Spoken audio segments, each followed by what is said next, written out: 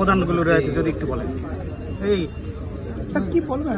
দেখুন, মহারাজা বীর বিক্রম কিশোর মানিক্য বাহাদুর একজন স্বপ্নদ্রষ্টা ব্যক্তি ছিলেন এবং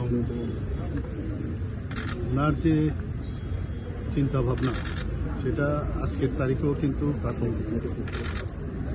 ত্রিপুরাতে যেভাবে মানে আধুনিক ত্রিপুরা রূপকার হিসাবে ওনাকে বলা হতো, আমরা দেখছি এখনো বর্তমান ত্রিপুরার উন্নয়নের ক্ষেত্রে ওনার যে চিন্তা ভাবনা, আমরা ত্রিপুরা সরকার উনি যে স্বপ্ন দেখেছিলেন সেই স্বপ্নকে এখনো কিন্তু আমরা বাস্তবায়িত করছি।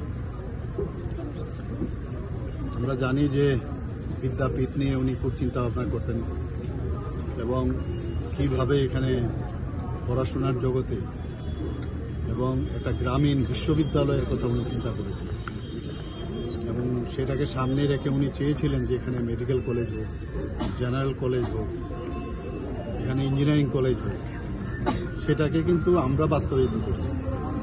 এর আগে আমরা দেখেছি মহারাজা বীর বিক্রম কিশোর মানিক্য বাহাদুরের নামে আগের যে সরকার ছিল ওরা কোনোদিন ওনার সম্পর্কে বা অন্য যে কোনো দল ওনার সম্পর্কে উচ্চবাক্য কিছুই করেনি ওনার সম্পর্কে। এবং উনি যে ত্রিপুরার জন্য যা কাজ করে গেছেন সেটাকে যাতে মানুষ না জানতে পারে তারও ব্যবস্থা কিন্তু ওনারা করেছেন।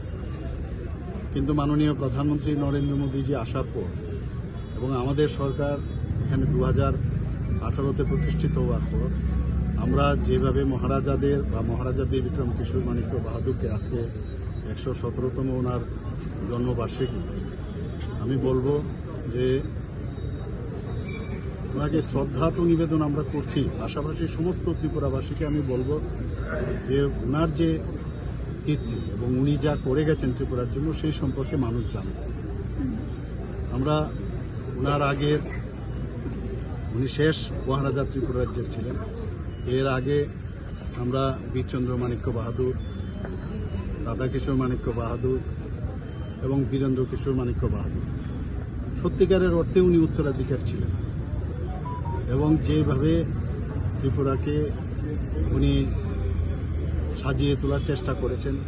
আমরা 1942 সনের কথা যদি বলি, ত্রিপুরাতে one of the oldest airport উনি সেটাকে স্থাপন করেছেন এবং দ্বিতীয় বিশ্বযুদ্ধ শুরু হওয়ার আগে উনি পৃথিবীর বিভিন্ন জায়গায় উনি গিয়েছেন এবং আজকে আমেরিকাই হোক এবং জার্মানি হোক, বিভিন্ন জায়গায় উনি গিয়ে ওই সব জায়গার যারা তৎকালীন প্রধান ছিলেন তাদের সাথে পর্যন্ত উনি দেখা করেছেন। এক তো ওখানে গিয়ে ঘুরে উনি আধুনিক যে দেশ বা একটা শহর কিভাবে সাজাতে হয় সেটা ওনার মধ্যে সেই আইডিয়া যখন আসলো এসেই কিন্তু এখানে সেইভাবে উনি চেষ্টা করেছেন এবং জাতি জনজাতি ওনাদেরকে একসাথে রাখার আমরা বিভিন্ন সময় আমরা দেখেছি।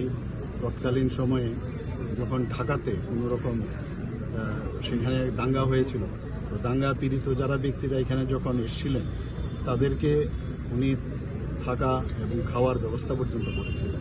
আজকে অনেকে অনেক কিছু বলে এবং ওনার কাছে আমরা দেখেছি তৎকালীন সময়ে আমরা যদি বুদ্ধ মন্দিরের কথা বলি, উনি হিন্দু ধর্মের দীক্ষিত হয়েও মানে এখানের বেনুবনে যে বুদ্ধ মন্দির স্থাপন করেছেন, যে কোনো রকম মানে যে পার্টিকুলার যে হিন্দু ধর্মকেই এখানে বেশি করে করতে হবে সেরকম না, সব ধর্মের প্রতি ওনার আস্থা ছিল।